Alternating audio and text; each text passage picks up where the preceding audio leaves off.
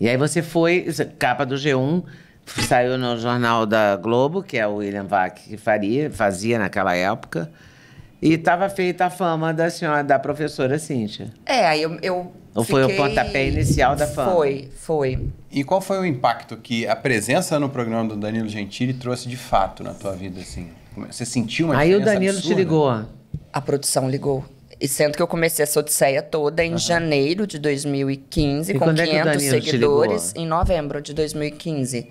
E eu rezando e olhando pro sapato e pro crucifixo. O Segredo. Você foi com Lembra sapato? daquele filme, O Fui. Segredo? Fui com sapato. Imagino que sim. É. Fui com sapato. Foi muito bonito isso. É bem interessante, porque eu não tinha chance nenhuma. Mas nenhuma. Porque quando você não conhece ninguém, quando você não é da área, é bem mais difícil. Para quem nasce, você nasceu em Juiz de Fora, não é? É Juiz de Fora, né? Juiz de Fora. Você ainda estava mais próxima do Mas Rio eu fui do por que acaso. Eu fui pra TV por acaso. Por absoluto tédio. Eu mudei para São Paulo. Não segurei a onda de morar em São Paulo a primeira vez. Você ia trabalhar na Capricho, mano, não era uma Eu fui revista trabalhar assim? na Capricho, editora de texto, olha isso, da revista Capricho. A revista Capricho, na época, era voltada para empregada doméstica, classe C, não era essa revista para teen hoje, né, que é para jovem hoje. Ainda existe? Não sei. Acho que existe. Deve ser virtual, né, como tudo hoje em dia é virtual. muito sem graça. sei que no Aí início da eu minha voltei carreira era para o maior status Rio, aí na Capricho. não podia voltar para o Globo, porque eu tinha que ficar 2 meses ou 3 de... como é que chama isso? Sem trabalhar, quarentena. E aí fui para televisão, só para esperar a quarentena, nunca mais saí. Né? Foi por acaso, assim, eu também não conhecia ninguém. Quer dizer, eu era jornalista, estava conhecida no meio de jornal impresso, né? E foi... essas coisas também... Tem Deus aí na história, né? Não acha? Tem. Você rezou para ir no Danilo, você também acredita, né? Muito. E o impacto que teve foi financeiro, porque eu pude cobrar ainda mais caro. E a partir disso eu me tornei uma professora de fato midiática. Então eu passei a receber convites para ir a programas de TV, eu dei muitas entrevistas. Lançou livro. Lancei o meu primeiro livro, que inclusive quando eu lancei foi quando eu te dei entrevista. Foi quando você me deu entrevista. Como é que chama mesmo ali? Sou péssima em português. Que são essas histórias que eu contava em sala de aula, das minhas viagens, da minha vida doida, pitoresca, e com regras de português. E o público médio brasileiro é péssimo em português? Você sente que está piorando ou está melhorando? Não, está piorando. História? Piorando porque as pessoas estão lendo menos. Minto, elas nunca leram tanto. Mas elas nunca leram tantas besteiras. Porque elas passam o dia, de fato, lendo. Não saem do celular. Mas à medida que o ser humano diminui a quantidade de vocábulos que ele tem, ele diminui também a capacidade de criar pensamentos, de elaborar pensamentos mais sofisticados. Então, a pobreza vocabular na qual a gente se encontra e a pobreza sintática fazem com que nós fiquemos mais burros mesmo. O QI médio da população brasileira diminuiu de 1960, 70 para cá.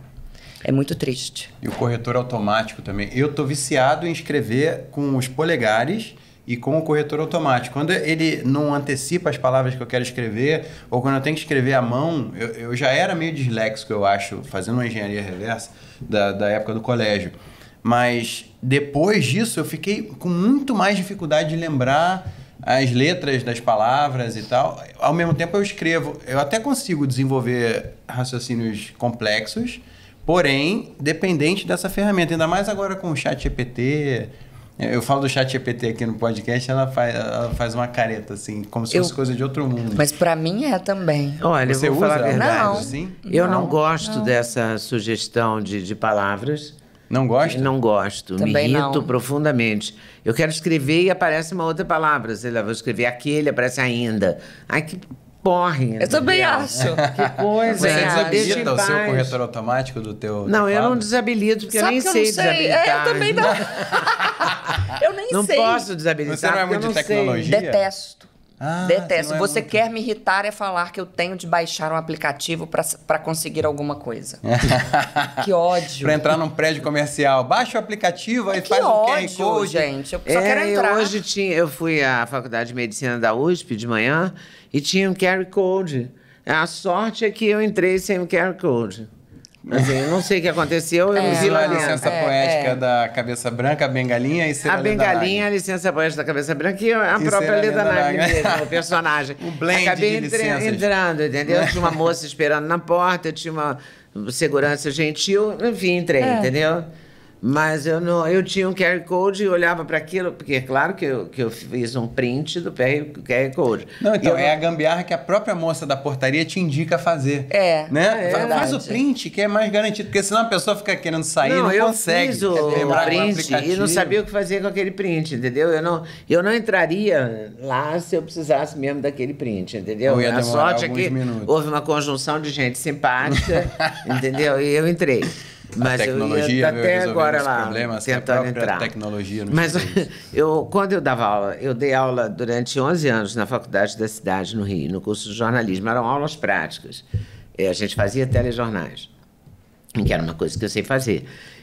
Mas é claro que tinha o português é uma ferramenta, né, para isso. Sim, fundamental. Você tem que escrever a notícia para você colocar no TP, para você ler, para você apresentar e tal.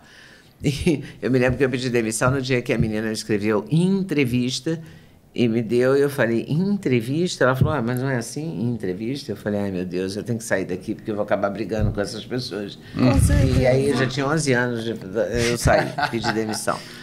Porque realmente eu não aguentava mais a dificuldade que eles têm, os meus alunos tinham na época com a tal Apesar de você ter formado grandes jornalistas Formei grandes jornalistas, mas é que eu dei sorte. Eu tive alunos muito legais e chegou um momento em que os alunos caiu o nível, entendeu? Sim. Foi nesse momento que eu achei que estava na hora de recolher meu trem de pouso e foi muito bom ter recolhido, porque eu não ia ter paciência para explicar que em entrevista não escreve em entrevista, entendeu? É difícil. É difícil. O professor sofre. Né? Sofre. Porque eu recomendava sempre que se lesse Graciliano Ramos. Sim. Porque eu acho que Graciliano Ramos um primor e é fácil de ler. Né? Porque mesmo não adianta você mandar ler Machado de Assis, porque eles não vão ler. Então, mas eles podem ler contos. Ler, mas os contos do Machado são fáceis. Mas o Graciliano, porque jornalisticamente falando, é muito objetivo. Né? Ele escrevia muito bem. Sim, eu gosto de Graciliano. Então, acho que o Graciliano é um marco, assim, para quem quer aprender a escrever, né? Sim. E eu me ancorava nisso, porque eu não tenho a sua formação, né, de letras e tal. Você fez de letras. Sim, na UFMG. Então, a pessoa é uma professora mesmo. Eu não, eu fiz comunicação na UFJF, foi ótimo ter feito comunicação. A faculdade é incrível, a Federal de Juiz de Fora, minha área, minha história. Que ano foi? 72 eu me formei. Os olhos dela até brilham quando ela fala. Eu gosto da Federal de Juiz de Fora. Eu tenho orgulho, assim, de ter estudado lá e tal. Mas eu estudei comunicação. Então, o português entrou como uma das matérias do curso, mas não era, eu não sou uma especialista, né? Mas o ler, porque o ler ajuda muito a escrever, né? Sim, quando eu entrevistei o Collor. E eu perguntei a ele sobre a aquisição de vocabulário, como ele fez. E eu recebi uma resposta muito interessante, que eu uso nas minhas palestras hoje em dia. Ele falou que as pessoas se enganam quando elas acreditam que apenas lendo elas terão um vocabulário amplo. Que ele, desde a adolescência, ele conserva o hábito de, ao ter contato com uma nova palavra, escrever a palavra, o significado dela e depois usar. E aí eu me lembro de ter perguntado para ele.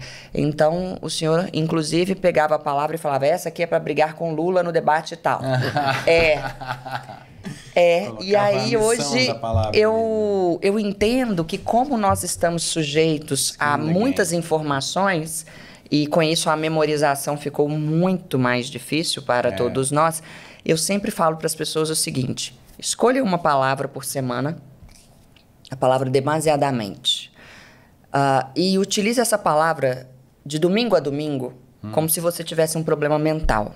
Mas não faça demasiadamente. Fala pra... Faça demasiadamente. Esse bolo está demasiadamente bom. Nossa, que água demasiadamente boa. O trânsito está demasiadamente caótico. E aí, gostou desse corte? Gostei muito, mas eu acho que vocês devem assistir a entrevista completa, que está no YouTube, Leda Nagli, esperando por você.